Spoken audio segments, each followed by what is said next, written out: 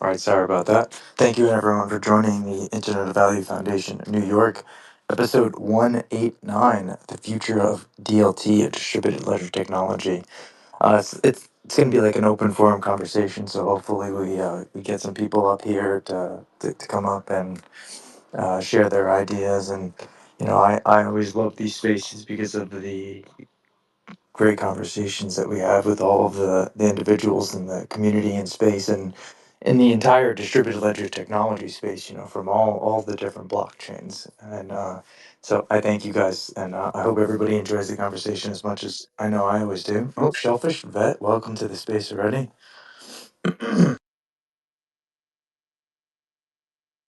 Yeah, I mean, feel free if we need to change the title to rearrange for the conversation we're having. It's cool with me today.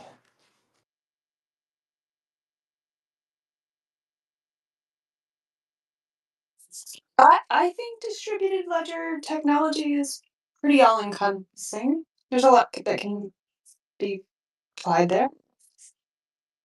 It's much more dynamic, right? And it's one of the reasons I also like using it because, you know, um, even just the term blockchain, it seems very absolute. The blockchain. What is this thing? That's a chain of blocks, or yeah.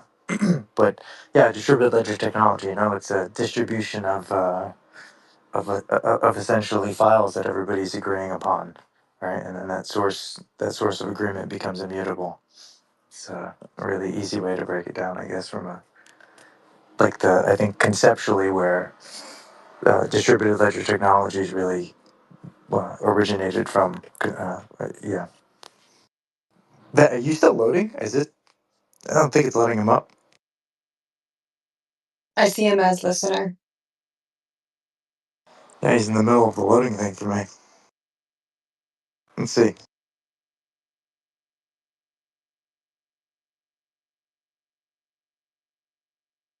I'm actually delighted to see Lightning in this space because she has been talking about backing off and disconnecting, and I love her energy. And I don't know, like she's got a little bit of anxiety about all the technology coming our way, and maybe that would be a really good conversation because I've noticed a huge uptick in people having anxiety, technophobia, and maybe we could like answer questions on like the stuff that's coming out, or I don't know, just put people's minds at ease.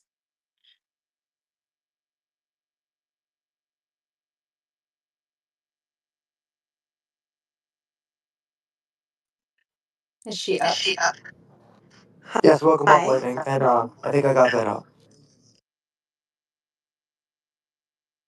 Sorry about that. Yeah, well, welcome up. And Hi. so I I'm just came assuming to say hi really quickly, and I have to leave, but I wanted to let you guys know I'm going to retire this account soon within the next week or two, and I'll keep you posted on my next account. But I'm really happy you're discussing what you just said you're going to talk about because these are reasons why I just deleted my business account on X and I'm deleting this one too, and going really, really under. So I'm curious to hear your feedbacks. And if I can, I have a Zoom I have to be on, but if I can, I'll definitely chime in. Not that I'm going to give all the things away because they're listening, but I'm very just concerned about everything. So love you both. I'll keep you posted once the other Neeler account is up. Thank you so much. And I can't wait to hear your amazing space. I don't know if that's gonna be something we talk about. I just threw it out there. It depends on if Death Ranger is up for that. Or whenever you discuss it, let me know when that room happens, and thanks for sharing it with me if I missed it. Yeah, yeah, of course, of course. of course, and thank you for joining the space. I think we lost Vet there again for a second. I'll try to get him to come back. Um, yeah, I mean it's for me. I was really going to talk mostly about Swell last week and the XRP party night, community night. Sorry, which was a bit of a party night, I should say, for everybody who was at Swell who rolled over and the larger amount of the community that showed up. Um, but you know, that's why I was holding it as like an open forum just in case anybody wanted to come up and speak about anything like distributed ledger technology wise, kind of focused on particularly the XRP ledger, because there's been a lot of conversation in the community the last couple of days, especially over programmability coming to the XRP ledger again in the form of XLS 101, which is a WASM standard in comparison to the similar kind of approaches that have been talked about in the past. And so just in case anybody wanted to keep that conversation going and had any questions themselves about it.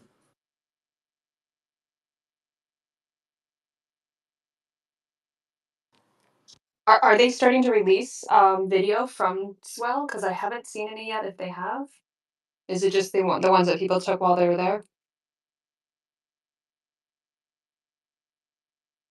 Oh, from Ripple? Yeah.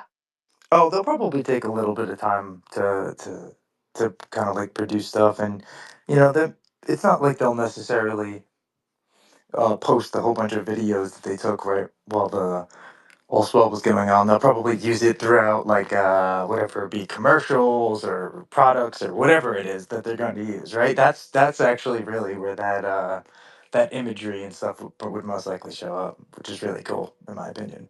Oh, so it won't be like the Apex stuff where they have the sessions and you get to watch them. Oh, well, I mean, all of the sessions were recorded and were live on X. Okay, I can I say didn't all the realize sessions. The majority of them are or were. I did not realize that you could still go back and watch them. I mean, I would have to double check that to make sure that they are still on the account. But I don't see why they would have deleted them. They were recorded live.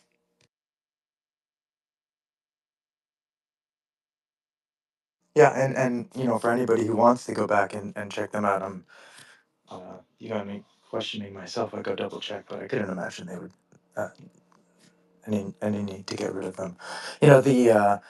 The certain panels that they didn't go live for. I mean, I'm pretty sure there was a reason they didn't do those live anyway. So so you only get the clips of the people who were recording of that conversation, which is in particular was the one with Michael Arrington, David Schwartz, and Ashish Burla. Which, man, that was a what a fiery conversation. I enjoyed it. Don't get me wrong. I think it was probably my favorite panel discussion.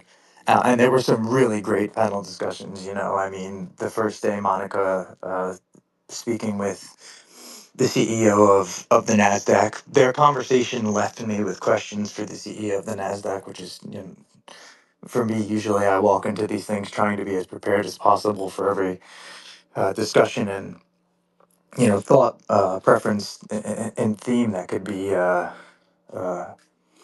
presented. And she left me with some questions, so that's like always to myself is always something that's enjoyable.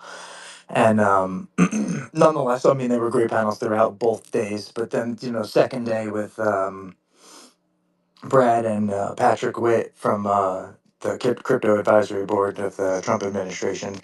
Their conversation was just I mean, just hearing about his history is, of course, one thing, but the conversation themselves, hearing Brad being able to interview someone else, yeah, it was really enjoyable, and throughout the day, those panels. But the discussion between the three of them was it was a little bit heated at moments, had a lot of love and passion involved. And of course, Michael Arrington, Arrington Capital has been involved with Ripple, which of course Jashish has been there for many years before he is now the CEO of Evernorth. And um, David, I mean, they all seemingly have probably had a relationship for a long time, so lots of heart there.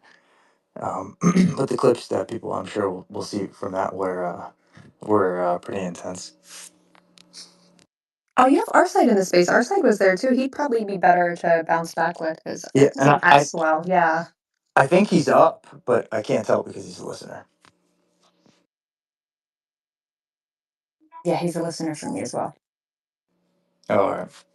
Yeah, it moved him in the space, but I couldn't tell if he was up here. I'll send some invites out, see if anybody wants to come up.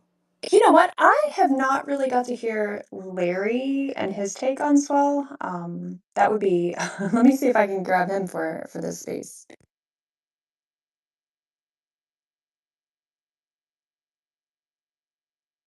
Oh, Larry. Did you get a chance to meet Larry?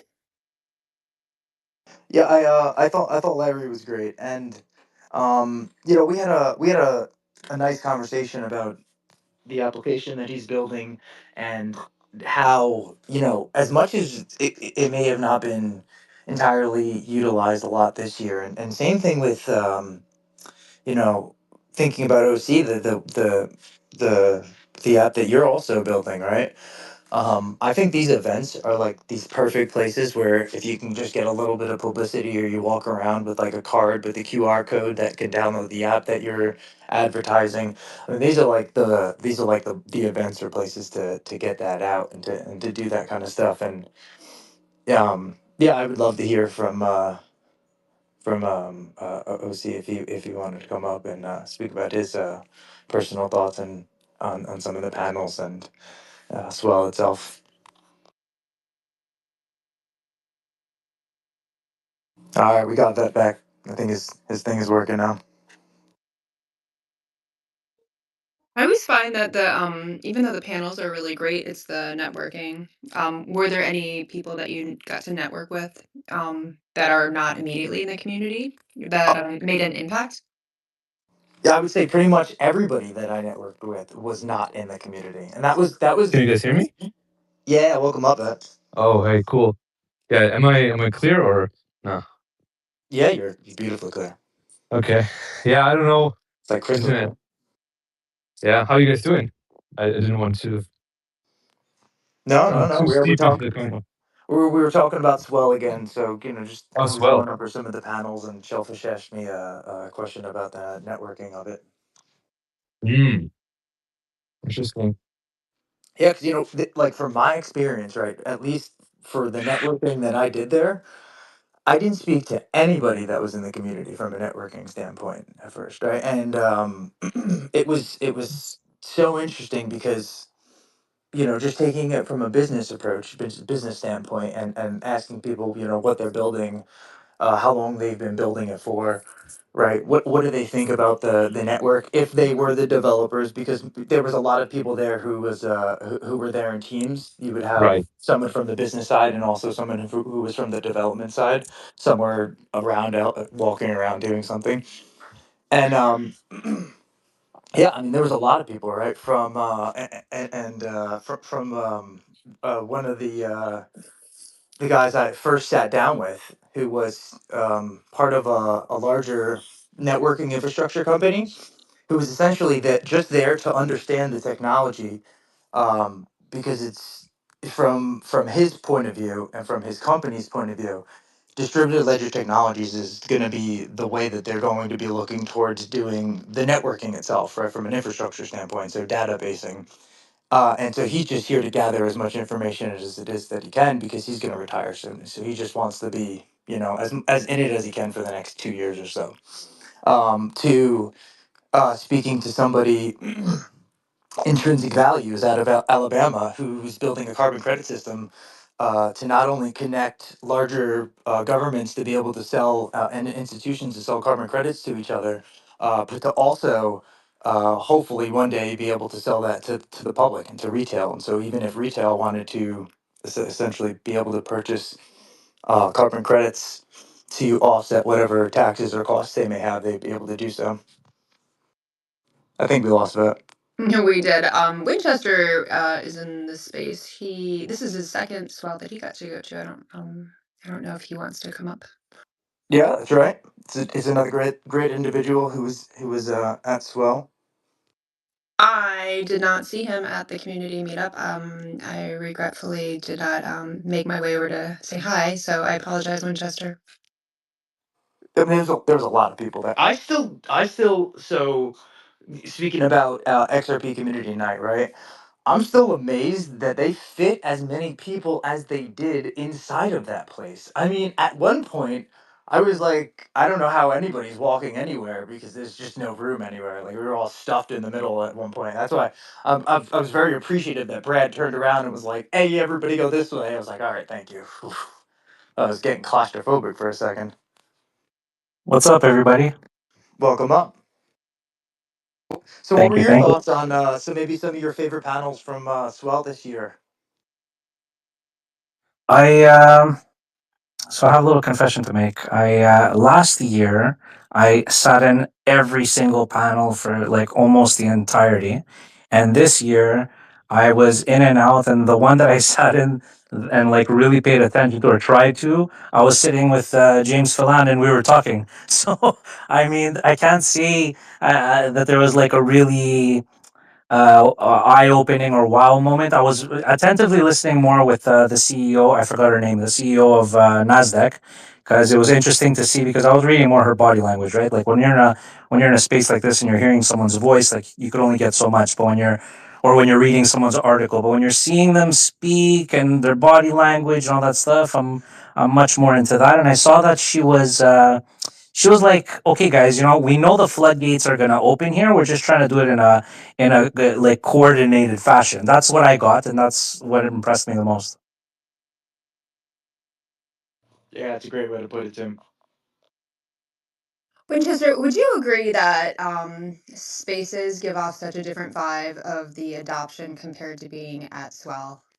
I felt like when I went there, I came out last year with like no doubt, 100% confidence on like where everything was going. And then when I came back to spaces, the amount of like bipolar FUD FOMO that just goes back and forth. It's really like you walk around and it's almost like you're like walking on water. You're like, I don't mean to feel like superior, but it's like how are they not getting like how im- how important and how much is getting adopted? You really get a cool insight into where everything's going. It's very humbling, I guess, to be included in that. Um, the only thing I can add to that is this: is that I feel like, and this is just my opinion, right? And this isn't meant to be anything negative towards anybody, but there's like a core group of people on the spaces, like you, Shellfish, like our side, like Death, like a bunch of people. I don't want to miss anybody, but there's a core group of people that are pretty much the exact same way that they are in person as they are online. And then there's the riffraff, what I consider the riffraff. There's like a lot of, keyboard warriors. They'll talk a certain way, they'll act a certain way, they'll trash you for nothing, they'll be assholes to you like on a space. And what I saw was in the at the Ripple Swell event, okay, it was cool. The after party, man, I was really overwhelmed. Like, so just for a quick context, I'm an empath. Okay, like I can sense and feel other people's emotions. Okay, so the fact that everybody was so overpouring with love. Like, I can't even tell you how many people hugged me. It's like, okay, I was wearing like the Anodos t-shirt and I had Winchester on my back, but it's like I was walking around and it's like maybe every couple of hours I would hear someone call out like, "Hey, Winchester," and like I would turn around. I'm like, okay, who is this? Because like a lot of people don't put their faces up like I do, so I can't really picture who they are by looking at them. And they're like coming and giving me a hug, and I was like, wow, this was like amazing.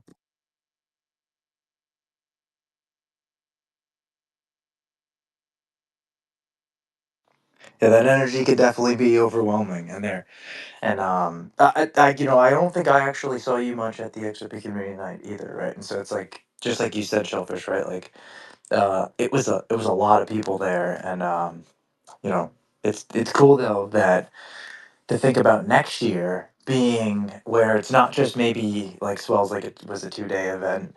Um, XRP Community Night, obviously just one single party, but possibly like a multi-day event where, you know, it's Swell plus Apex combined into one. I'm really excited to really see what comes from it. Of course, Brad, that was Brad's finishing speech after his fireside chat with the reporter from Bloomberg. That last like 30 seconds of a clip, I mean, you could just clip that and just roll it over and over again because he was just so energetic and excited for like next year's swell of what it's going to be. I'm really excited too, my own self. So Well, I agree with that, and I'll just add this: that it goes to show you that the ethos or philosophy of like all of us in blockchain, really, that are saying that this has to be democratized in general. People have to be included. Doesn't have to be anymore like just big institutions that take part in all kinds of different things. And it's like you kind of validated that by saying like, look, we're going to bring everybody to the table because at the end of the day, I think that's what it is. If you put Apex and you put Swell and combine it into like one mega event where you're going to have all these different people, regardless if they have projects and have to be like really, quote unquote, accepted into the night or the event, just everybody could come, I think is a lot better because you're going to have like, quote unquote, a blue collar worker sitting down and talking to like a Bloomberg official or like a NASDAQ official or whoever, right? Everyone's sitting down at the table talking and just communicating their wants and needs. I think only good could come from that.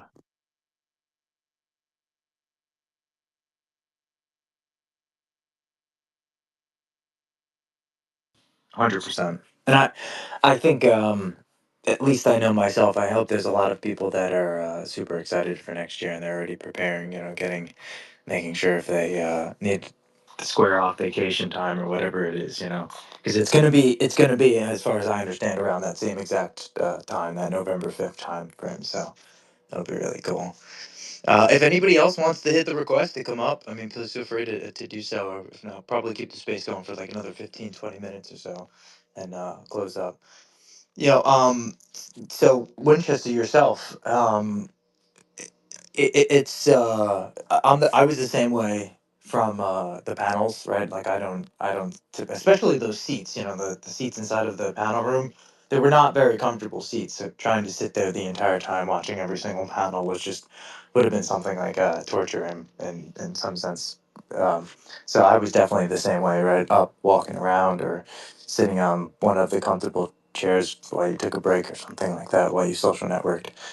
And what do you think of of course, the room all the way to the right? If you had taken a venture over there, where they had all the little artifacts of the Ripple timeline, I thought that was a pretty interesting thing. And one of the things that caught me from like a comedic standpoint was it had a note where it said essentially, Jed and Chris Larson, the initial co-founders of Ripple, started Ripple in 2012, and then it had a picture of Chris and Stefan right there. I just thought it was kind of funny because it gave the illusion that like that was Jed, but it was really Stefan. So I thought it was just a little thing there, that little tidbit, the little things. What Yeah, do I saw it. I you saw it. What do you think of the art stand itself overall? Oh, I thought it was. Listen, I thought it was all cool. I thought it all looked good. I thought it was intelligently done. It was obviously like a lot of planning went into the whole setup. I mean, even in the networking room on the right, which I didn't even know existed till like halfway through day one. I was like in the main lobby reception area, going in and out of the speaking panel as areas. I didn't even venture. Like as soon as I went to the right, I was like, oh wait a minute, am I allowed to even be here? Like what's going on? Oh yeah, that's right. Because it did seem somewhat mysterious. It didn't have like a walk this way kind of sign or anything that was over there. But then over to the right, that's where they had the. If you would have made another right prior to that room, was where they had all the private meetings going on from a business discussion. Yeah, So. yeah, I saw Brad and Schwartz in that room because there's like a little thin window you could look, and I'm looking in, I'm like, oh man, I'm like, I want to be a fly on the wall in this room. Oh yeah, you were talking about the production room on that left hand side if you were walking towards it, right? Yeah, Yeah, yeah. Yeah, but I over mean, it was a so different feel. it totally was. And I really actually really liked that they had that room right there just with that little glass window because it was actually pretty funny where I noticed a lot of people that were kind of just sitting outside right there. We're just kind of wait for them to like come out. So I'll tell you like a little bit of a funny scenario that happened actually. So I went there much more focused, laser focused than I did last year. Last year, I wanted to just look. The truth of the matter is, I don't have an ego when it comes to this type of thing.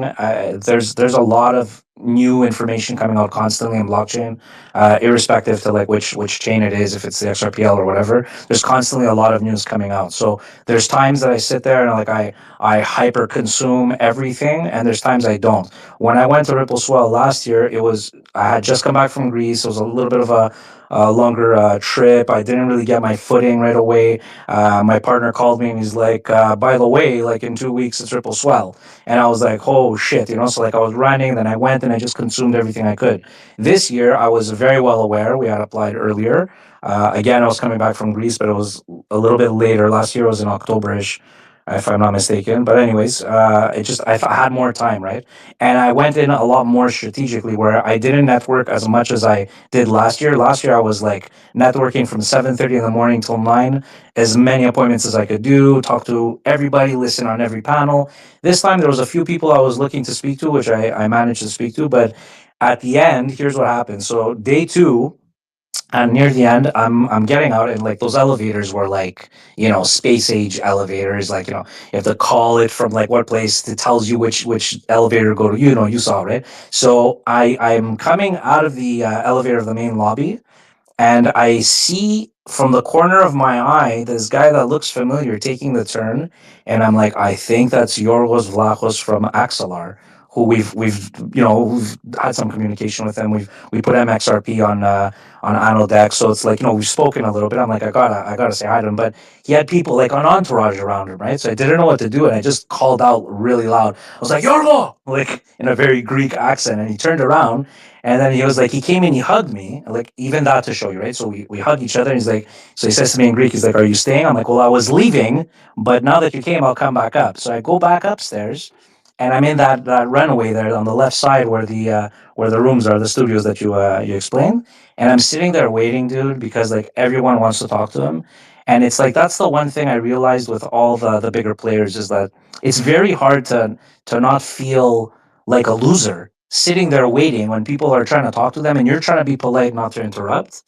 So it would have been good if there was like a little bit of like FaceTime, at least for the projects.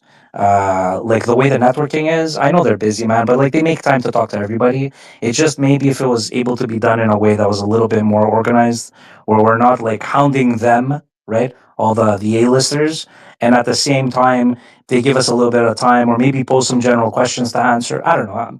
I'm blabbing now, but I mean, that's how it felt to me when you're trying to talk to someone who you can speak to, but other people are talking to in that kind of environment. It's like you could be sitting there waiting half an hour, and then you're like, okay, like they're tired too, right? It's so funny that you say that. Yeah, I think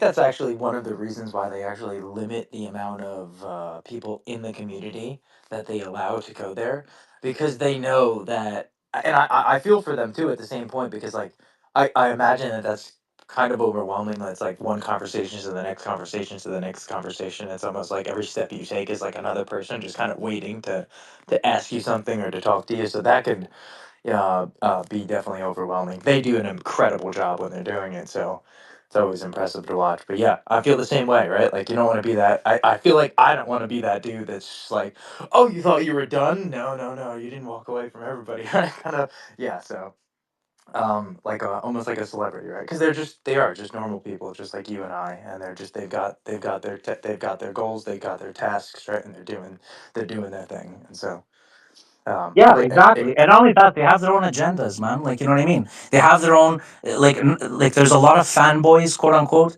And like when I spoke to Schwartz, I didn't talk to him about the XRPL. I didn't talk to him about anything. I just walked up to him and I said, listen, I want to congratulate you for taking a step back and going on the board of directors. I know it's probably hard. Good for you. And he just looked at me like, thank you. Like you're talking to me like a human being about a human issue. It's not all just like ramming XRP or ramming blockchain down their throats constantly. Like, I don't know.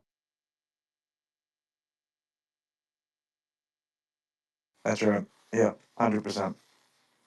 overall, I think swell this year was the best swell that they've had, and I only can imagine next year is just going to be just that much better. I don't even know. We're gonna call it swell. We're gonna call it apex. Is it gonna be swaypex? I mean, what are we talking here? No, I don't know. It'll probably just be swell, but just a huge celebration. And yeah, I agree with the sheesh. I don't know who came up with celebration, but you know, I like it personally. I know he doesn't like it. I liked it. It's okay. I mean, whatever. It's. I feel like it's like someone who was like a geek trying to be cool came up with the term celebration. But It makes I sense mean, why I like it. I'm not gonna lie. Then yeah, that fits. you're not a geek, dude. Yeah, I guess we all have our things, But overall, that was another thing, right? Just getting to meet some of the people in the community, as you mentioned beforehand, Winchester. Some of the minds that you've spoken to for a long period in time, establishing those conversations in person.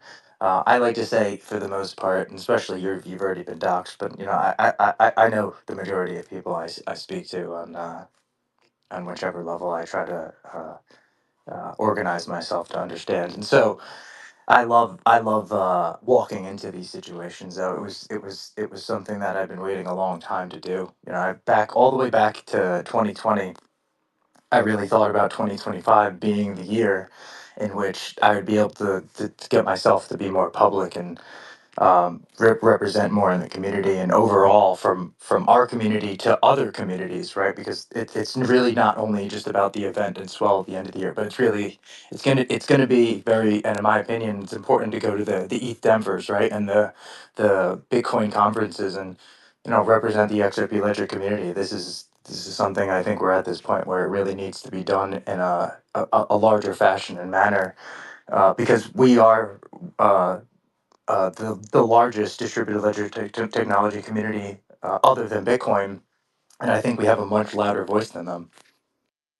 I think you're right 100%. And just to add, I one observation I made amongst like a lot of the developers that were around, it's like everybody is so freaking cool, man. Like I went into the elevator again. The elevator, hilarious. Anyway, so I go into the elevator and I hold it for someone coming in who I really just never really paid attention to, and I'm really good with faces. And he's sitting there, and we just start randomly blabbing about all the things that we hate about blockchain in general, like the specifics, right? And then I'm like, so which project are you from? And he points to his badge, and it's Hugo from Flare, right? And I'm like, he's like, maybe you know Flair, and he kind of said it in that British accent, kind of laughed. I'm like, yeah. And then I point to mine, and I'm like, I know those. And then he tilts his head back. He's like, yeah, I know you guys, and we're like, there's so much more to be done. I'm like, yeah, but these events are important, right? And then he's like, yeah, of course they're important. That's why I come. I'm not coming to really network. I'm coming because it's important to be present and to have conversations with people that you wouldn't expect to have conversations. I just personally prefer it to be a little bit more open. I think what you said is 100% spot on. Definitely to be able to like coexist and go into other ecosystems events and have like open, friendly conversations and say, okay, for example, Bitcoin, like you mentioned and whatnot. This is very important. I don't know how maximalism exists, to be honest. Like I have a motto, like I don't love anything that doesn't love me back. Like I don't love a specific technology and then hate all the other. Like when people tell me, "Oh, you have a Samsung, iPhone rules," like, okay, dude, are you happy with your phone? Great, good for you. I'm happy with my phone. What are we arguing about? What's better? I don't understand. At the end, all technology is going to coexist until there is solidification, until there is like a consolidation of like which are the top by the population, by the use case, by cost, by speed, by efficiency, and it's never going to be one chain. I don't care what anybody says. It's I'm waiting more for interoperability to happen full blast, where we're able to do whatever we want from wherever we want. That's when I'll say blockchain has really become successful on that level. Oh, I love it. Yeah, and I think AI is actually going to play a huge role in that. I said it to a few people at the event. I don't think that distributed ledger technology survives without AI, but I think AI could survive without distributed ledger technology. And with that, because AI and DLT is a match made in heaven, David pushed back on me a little bit because I asked about agentile AI being the larger sum of the payments, and that being the reason that distributed ledger technology would be mostly suited for AI, and like this being able to have this like proof of source of immutability between the transactions of them. And yeah, he also made a point about singular AIs being able to be represented by many AIs. So, like, instead of everyone having some sort of localized AI agent model that grows with them, everybody just uses the Google model, and so the Google model essentially handles everything. So it's all kind of in house, and so. Is there much a need for a public blockchain if that's the case? I would say from Google to whatever other institution, then maybe, and then so then maybe that, but that would be probably minimized by the amount of transactions that would really be needed to have over, say, a public distributed technology. We have 12 people in the anonymous listener, or 11. Get your punk asses up here. Well, I'm honored that we have a nice 12 down there. One more. Yeah, I'm gonna probably keep it open for another couple minutes. It's been a great conversation so far. Vet, are you excited for next year? Yeah, I think it's really packed. Next year is already looking like, in terms of like the events, everybody wants to make them bigger, more people like involved, things like that. So I'm even more eager to meet new people at these events. So I definitely try to attend a lot of them. At least that's what I'm planning. It seems like all of these, I would say not companies, organizations, they're starting to spool up, like the Zao once they get their account back and that scam that is pinned up is deleted. But once they get their account back, the XRP Foundation, the XRP Commons, right? Everybody's doing like their best efforts. And there's a lot of initiatives that people want to do and really good ideas. I mean, I see Robert down there, like in the space yesterday. He was throwing, for example, like, hey, what is it about for if we do the something like a canary network? Could that be helpful with testing? Because we have a lot going on, really. We have a lot going on, and there's a lot of discussions for people to do things, technical, business wise, meaning. And so if you want to get busy really with the XRP ledger, you will have 2026 no problem really to do so. There's so much to tackle, so much opportunity for everyone to grab and really dive into. And I think that is the very interesting part for anyone who's involved. And I hope other people from other communities see that. So they love also to join us because, and I always say the XRP communities or XRP ledger is like the opportunity market. If you look at where you can start, like if you want to grab foot, right, get started. I think this community is a really good place to get started, right, and then you can of course expand and do all of this. But I think this is a really good ground to get started versus maybe somewhere else. No offense, of course, to other people, but I think this is a good place to get started for many, and I would love to see many start. Yeah, it's such an interesting that was an interesting point there. Like we're a great as a community, a great base, especially because if something happens in say, and this has happened, I feel like a lot of times, you venture off into another computer community, or another you go to Ethereum, right, and you start messing around with liquidity pools, and you really get burned. It's like this is your place where you could always come back and ask questions about what happened and like help if you needed help with something, and there's always somebody who's willing to help you with it. It doesn't matter like you ventured off or whatever it is. Like we're all connected as one. Yeah, I agree. Valid points all around. Vet, what's up? Very good points you brought up.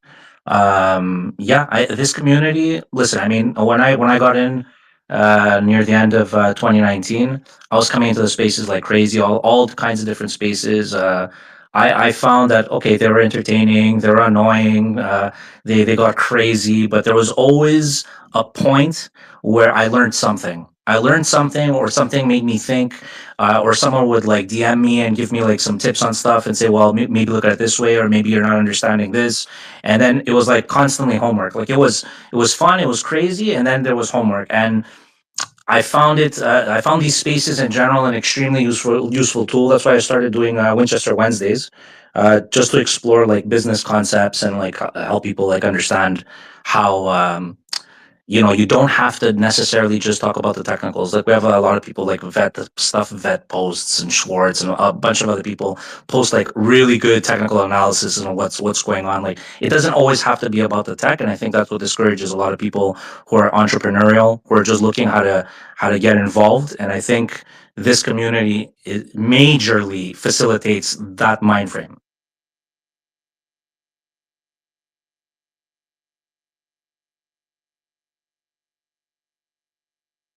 Did Shellfish say what she's excited for What I'm excited for? What do you mean as in far as 2026? Are you um excited for 2026? well, obviously New York. Hopefully I get to But that's almost a hang out with year you ago. and Sorry. Demetra at Yeah. the same time. That would be awesome. Oh, that's Having all actually yeah. Just be prepared. She maybe I can wants to talk you take us guys in. somewhere where they do a bioscan. Oh my god, but yeah, that's true. That was interesting. Yeah, no, maybe we could put a panel together, the three of us. I think that would be fun. I would be down for that. Um, I don't I would know. go point fun. I would like Yeah. more fun. 2026 should be more fun. Like I want to have more. Like, I want to see more fun and people have fun. Like this should be enjoyable, right? Like whatever. But this should be enjoyable. You know, this is a major part, and whatever your ambitions are should be a major part.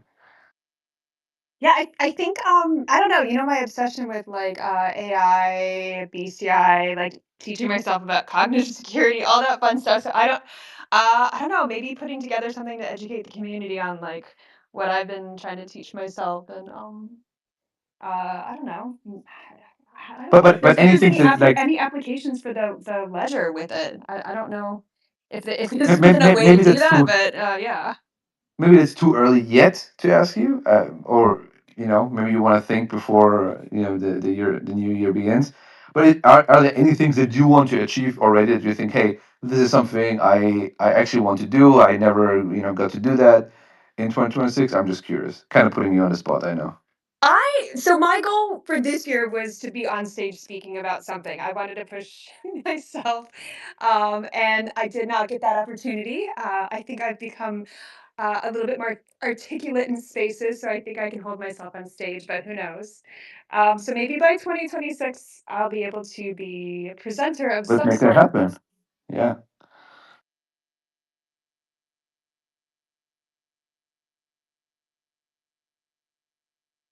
I think one of the cool things about next year's event also for Swell is Figure Swell, like main event panel is probably going to be institutionally driven by Ripple and partners, right? But there's probably going to be a ton of side events and venues that are going on throughout the day and possibly into the night, particularly like NY, right? I know already NY is probably going to want to do something. And so maybe that's like an opportunity. And maybe there'll be other individuals like Flair, kind of Flair did their, as much as they threw a party after Swell on the first night, I think it was.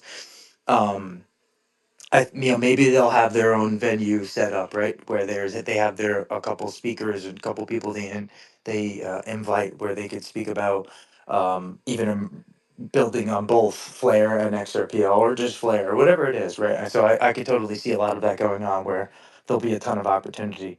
Because I agree, I plan on maybe doing the same thing.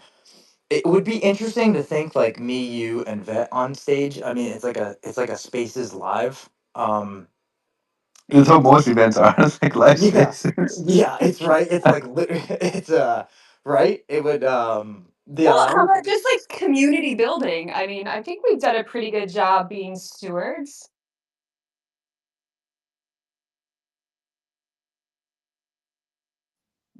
Now we all wait for a lot of heart emojis and 100s in the audience.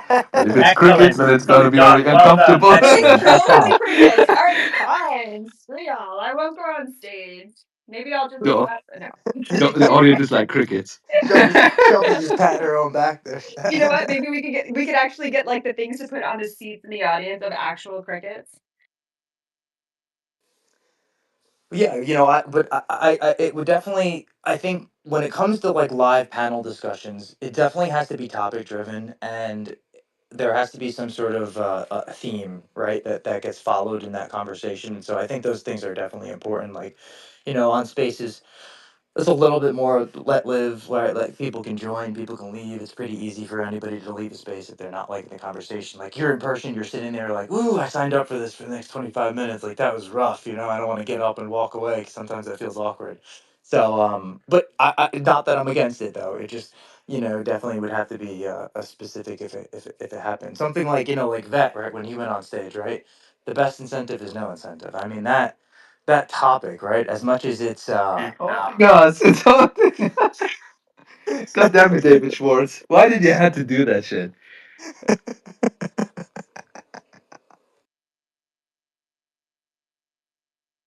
love it, right? The funny thing is that is of course my own thoughts and opinion, but watch after the whole quell of because XLS 101, right? It's still in the early days, as you were talking about, right? Like there are smart escrows that are being worked on before smart contracts are gonna really we're gonna even really be worrying about it or talking about it from like a thing that would probably be adopted on chain, but and if not, whatever. But the um the thought of like David could possibly come out at any moment and say, this looks like it's a really cool thing and a really like great idea in my own opinion, and have some members in the community's minds might change on it so dramatically quickly because he says something like that is just like, it's silly to me, right? It's to think Yeah. that all of the things that haven't been achieved and are being worked on haven't been I don't know why I can't say this word lately, but an accumulation of everybody's hard work, Ripple included, but everybody's hard work in the community and at large is yeah, it's not looking at the bigger picture in my opinion. It's forcing definitely people to think for themselves, right? And you know, look at Bitcoin. Satoshi left, and people still figured out how to keep Bitcoin up. They had also had challenges in their early beginning, even after Satoshi left. But and they figured them out, and even till this day, right? They debate about things. What should they add? Like small things, Taproot, and like they have their thing, and the creator is gone, and they figured it out. And in this case, it's a luxury, of course, to have someone who is a core architect, from the early beginning, to be available, right, readily available. But I think it is also actually very healthy and good to say, hey, now it's on you, right? Like it's also on you to uphold these things, and you need to think for yourself. You need to stand up for your ideas and values that you want to have for this network. You cannot delegate it anymore so easily, right? Like you can just tag someone and they reply and you say, "Ha, what?" Because this person said it. No, you need to come your own conclusion, um, and I like this. I have to be honest. I like that, and I think he has so far. I think not even commented on this whole debate, which is I think very healthy. But you can see that people are becoming increasingly a little bit nervous sometimes. But it's good. Honestly, it's good. I think this is positive. This is a positive development. Yeah. Not to say that I don't appreciate him or his input or anything like that, but I think this is also good if people again um, look how they want to do things instead of how someone else wants to do these things. Right. I couldn't agree more. Like I actually was thinking that to myself. Like the best thing he could do is actually just be quiet right here. There's no Yeah. reason to add in, especially seeing all of the quill and trying to tag him to get some sort of response and I feedback. guess unless something really like there's something stupid like really being said, like if there's something straight up like you see like hey, some people are missing something like a blind spot, right? It makes total sense for you to point that blind spot out, right? If you see it, if you see everybody's going into a direction or so, and there's a obvious blind spot, and people are not just seeing it, you can say, "Hey, there's a blind spot, by the way," and you leave it to the people what they make out of it. Either they say, "Yeah, whatever," or they say, "Oh yeah, thanks." That is the best thing.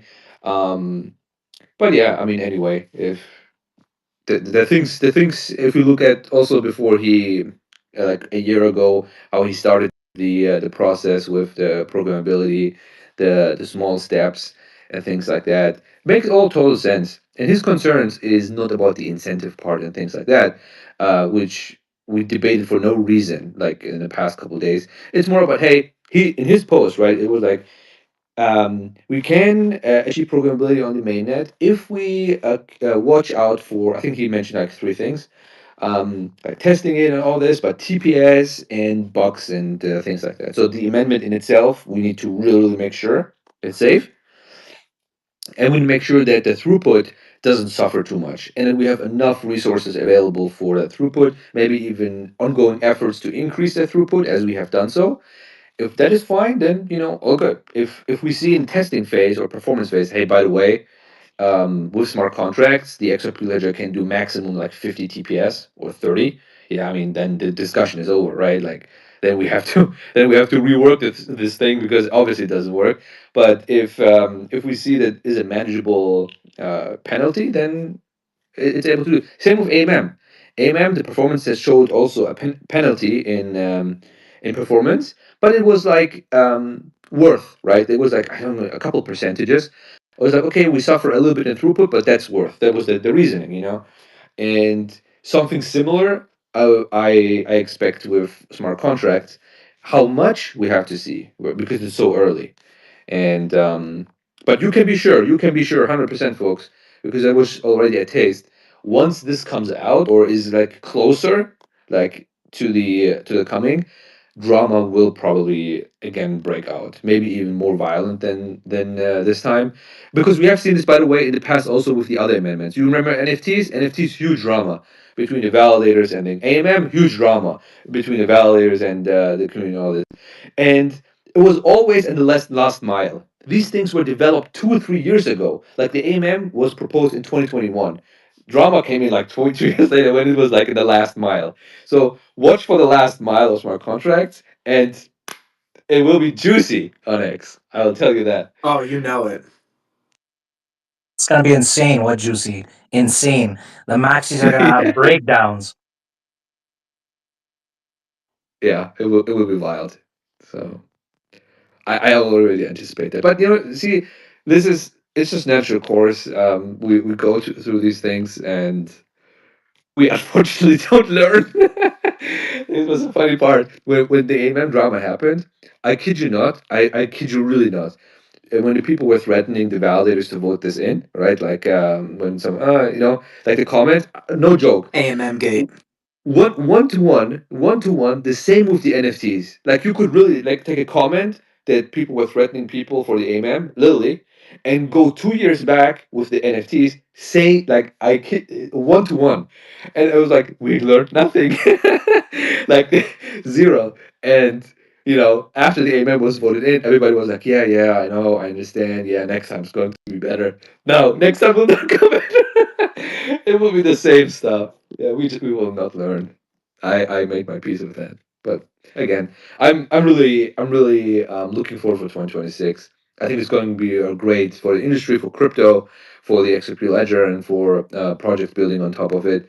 I think we're really getting started into the interesting use cases.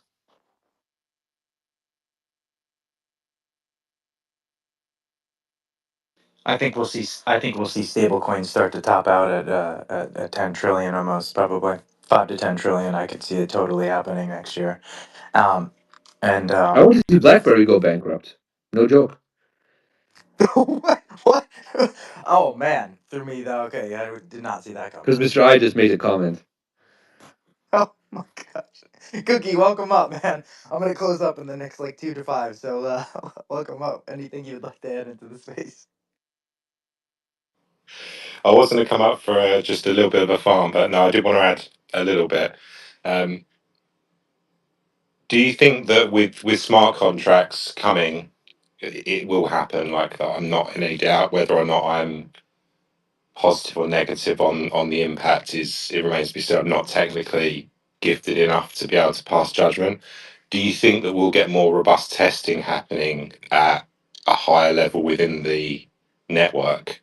Because one of the things, obviously, we don't get enough forward facing testing by the network when we're implementing these amendments I know that you guys do stuff, but because there's no, yeah, there isn't an incentive for a validator to actually go off beyond their own use case and deep test an amendment with smart contracts. Do you feel that that could, obviously it isolates it to smart contract risk, but do you feel like we'll probably get more of a flavor in that people will be really sort of deep diving stuff that's being released on the ledger?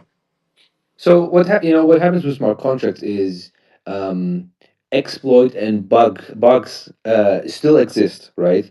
But it is basically shuffled away from the ledger, the core ledger, like the layer one. Basically, everybody's problem. Now we make it your problem if you deploy a smart contract and it's buggy, right? So when we do an amendment and it has a bug, all of us are in the same boat, okay, whether you like it or not, like we are all in the same boat, okay, then we have to deal with it. Not so ideal with smart contracts, right? If you want to implement a feature and it's buggy, that's on you, right? I'm totally fine, my smart contract, my functionality is on the xrp ledger, I'm fine, who cares?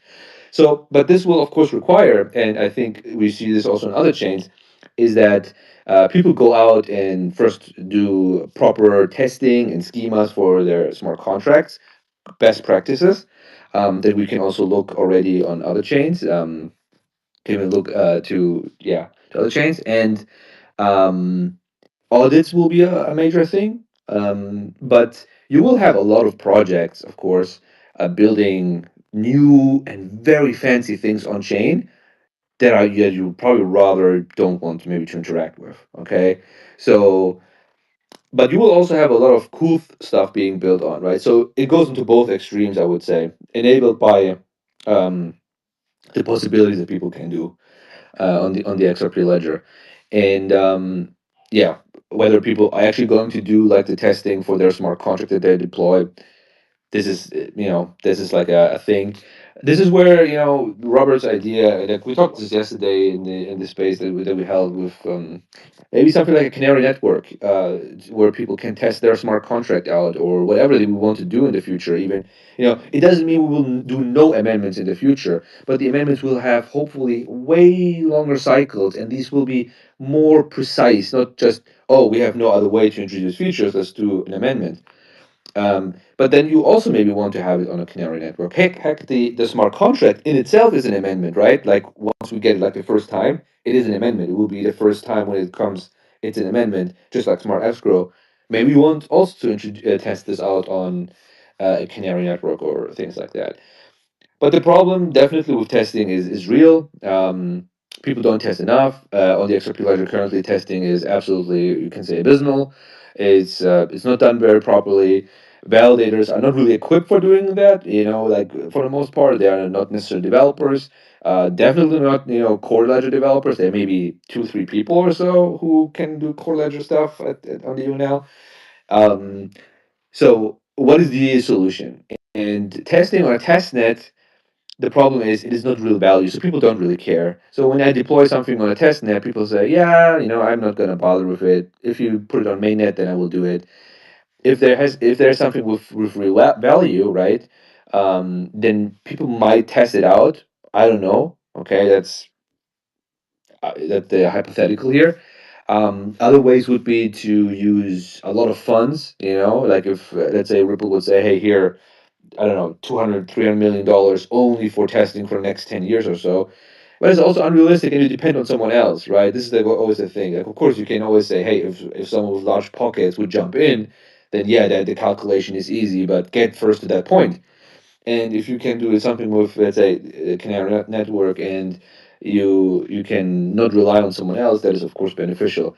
So there's multiple ideas how you can improve testing, but the current way we are doing things is definitely not working. Nobody's testing things, literally. Nobody's testing things, and it's just we catch bugs just by praying to God, literally. Like this is the situation we are in, and that is not good. This is why I love smart contracts, because I know the human nature of testing. People, it will always go through, but if it goes through, I'd rather have it isolated instead of the layer one. But canary network is also a solution if that's what people want to see. yeah, these are the options. I'm just giving you the options basically because I also don't know necessarily where this journey is going to go 2026. Because we discussed that. Maybe we will see more where the journey will go, what people do for initiatives. But initiatives are definitely going to be taken because people are not happy whatsoever with the thing. I mean, we made a comment. I think 2 days ago or so, we made a comment, and someone said this Vincent guy, hey, why XP Market, XRP Labs, why are you not voting for this? And we just said, listen, these things are just not tested, and I don't want to vote on things that I have not tested. I don't feel comfortable with this. We have just seen that it's just not comfortable. So people don't want to do that because these things are not being tested. And to be honest, it is also unfair to ask let's say validators or other third parties to do the testing for you as an author, right? Who amended uh, the amendment in the first place. In that case, Ripple. So Ripple is also basically in the dilemma of how can we get testing done properly. They did it for the lending one. They did the 200,000 bug bounty. Will it be enough? I don't know. We will see. My experience would tell me, yeah, maybe some people will find some things, but it's just hard unless there's like more value sometimes for people to really target these things. I think it's a good start. Like just that bug bounty in itself, it becomes a theme across the ledger. I certainly believe that it should sit with the foundation, like the newly created one, and it should be one of their like core remits here. I'm I'm neutral on smart contracts as a whole. Like I see the value in them, but then I also see the value in XRP without them. My biggest concern, and it's one that'll either be proven or someone will turn around and prove it as being baseless, is I fear the smart contract developer that develops smart contracts that interfere with core protocol level decisions. So what stops someone, for example, with the smart contracts interfering with trade ordering, for example, when it comes to obviously deterministic ordering of a transaction on the ledger? How does smart contracts start impacting upon that with the way that transactions are submitted on trades, for example? Like, how do we guard against that effectively? Now, the hope is that someone could turn around and say, well, it's guarded against on other protocols, but is it guarded against on other protocols whereby the DEX is native to the layer one? So I have questions around Yeah. that. That's something over time that will be borne out and properly looked at. I mean, these things are definitely isolated, and the cool thing is we have basically everything already that is like major. We have tokens, we have NFTs, we have a DEX, we have payments. We can do a lot of payments. But the problem is, we want to connect certain things together on chain, right, without relying on a third party. For example, there is no good way to plug the Oracle into anything else right now. The Oracle is just a standalone thing. Like, how can you put? Like, how can you actually see? Like, plug it really in because that thing is like detached. And my idea before was like when I saw DID, I said, okay, so DID is for people to do like KYC trading on the DEX, right? But how do you plug the DID into the DEX, like into the offers? And then we figured out we introduced permission domains. Permission domains is exactly that, where you can get like a credential put into like basically then an offer, and then you have like basically a guarded group. But you see we introduce a lot of these connectors for every thing that we want to connect, and that is becoming unfeasible because we are not starting to reinvent the wheel constantly with new tokens or something like this. We're just adding like a lot of these connectors and things like that that are becoming a lot, and this is where smart contracts can play a really good role, is not to replace them. I think people still will create tokens just like they do right now, still create NFTs just like they do right now because it's more efficient, it's just easier. And they don't create like contracts to create things like tokens or something like that. And the consensus stays the same, right? Like all the transactions come in, right? They get ordered just we have right now. Will people create maybe what is it called? Proprietary AMM, I think it's called on Solana and other places. Like basically a cold guarded group of an AMM, right? Like they create basically an AMM on the XRP ledger that is completely isolated, and only if you transact with this contract you can do like these things. Yeah, probably maybe people will do that. um, I think Dennis was doing it with hooks.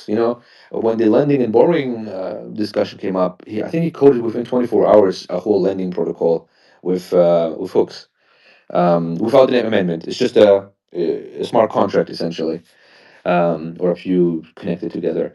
So we will see like these things, but I don't see them like interfere in a way that would basically allow for more front running or less front running, or transaction ordering or less transaction ordering, or things like that. This is rather where incentives, ironically, would come into play, right? So there was a discussion, for example, would you incentivize, pay someone to execute smart contract transactions, over normal transactions? In that case, validators indeed, could, on the margin, right, because else becomes too obvious, prefer rather smart contract transactions instead of normal transactions because they get paid for that. So, as long as we actually really keep away from the incentive thing, which again, there's really no reason for it. Not smart contracts have nothing to do with that. I don't see people would start gaming the XRP ledger in any malicious way. Yeah. It And sounds then crazy, but back I to really think the yeah, I really think sorry. it sounds really crazy, but I think really we might be able to pull off, as they would say, something like the impossible, like getting something to the XRP ledger without really much downside. Like the only downside that I really have my eyes on is like the throughput.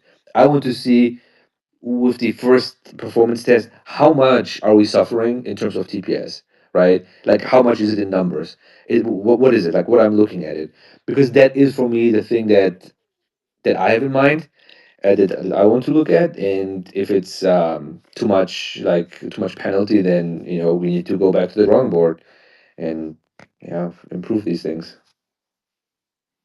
Yeah, I That's agree. my thought. Right off the bat, right? That's like a make or break, right? Like if you don't get past that, that's like step one. Right. If that's and in any way incrementally getting more difficult, okay, we have to go back to the drawing board. Nick. I couldn't agree more with you there, right? But and 100%. it's leading with the ethos of the XRP ledger, right? That first approach, do no harm, and going back though to the amendment that's been deprecated, right? Hmm. The dangers also, right, that you've been making a really great point about of if we just keep adding amendments every 3 or 4 months, the risk that that really is also holding from a protocol perspective is the risk of I could burn everybody's XRP in here, and so yeah, that's like catastrophic, right? Like there's no way around it. I mean, Turning everything. like Robert said, like yesterday with you as well, he said there's no coming back from this. Like if this would happen, like there's no really coming back from this. We can roll back the chain, and we can revert the damage, but the public, like the publicity damage, is like, I mean, forget about it. Like this thing will hog us forever, and these things are real because they already happened. So we are not fearing something in the future, right? Because they already happened, right? But we were just lucky that they weren't as severe, or we caught them. Like the AMM, they went in, unfortunately. It wasn't as severe, because it was a more complicated bug, and we did a very good job on, getting it over the line and fixed so that it cannot be further exploited, or people do things. Um, but that was like so embarrassing. Like we told people to withdraw their liquidity from the AMM pools and things like that, just to be safe. I mean, we cannot do that. Like an institution who would use the XRP ledger. Imagine that they move money over the XRPL. They have liquidity pools, and then someone introduces like an amendment or things like, and I was like, oh, sorry, please, everybody, just withdraw because I pissed in the pool. Basically, literally, this is impossible. Like this is not good. And there's like really two ways. Either again the smart contract route, or we stop with amendments. There was also discussed yesterday, right? Like, or we stop with amendments. Like we say, we freeze the XRP ledger as it is, and no more features, or a lot less. Like we throttle this thing. Um, is also an argument, but then you come into it's not realistic. Realistic in the sense that people are really pushing for a lot of features that they want to add because they have business needs, they have things like that that they want to do, or iterate on, improve even things. And the XRP ledger needs people to use the chain to be decentralized because of actually the incentive model. The best incentive is no incentive, means that only people who benefit from the XRP ledger as a system, right, would run infrastructure and keep it up. Okay, so they run infrastructure, keep it up because they run a business on top of it. If we don't allow people to do these things, like run their business and stuff like this, they will stop running infrastructure, right? So it will go down. So actually, the more use cases we can provide to people to do business, the more use cases, the more decentralized the XRP ledger becomes because they run businesses, they run infrastructure of it. The less actually we take away, the more centralized the XRP ledger becomes. Okay, this is like the other part with the best incentives, no incentive. It relies heavily on people using the system and to run infrastructure and things like that. So the more people use the XRPL, the more decentralized it becomes. Unlike with other chains, right, where they become more centralized because of the incentives. But the opposite side of this is the less people use it, the less use cases we allow or talk about and let people do, the more centralized it actually becomes, right? Then you have maybe only one or two payment companies, on one chain. I don't know really want to have that. This doesn't sound really decentralized to me. So these things we need to keep in mind, when we talk about these things. And I know it's a lot, and for a lot of people who are, hearing this a lot the first time, specifically with the debate that was going on next, it may be a lot, but we will figure it out. I'm optimistic. I really thank you for joining me today in the space, and Shellfish and Cookie and Winchester, everyone else who came to listen and does listen in the future. It was a really great conversation today, and I hope everyone has a great rest of the night. Hopefully, see everybody either later this week or next week for another space. And I love you guys. Night, everybody.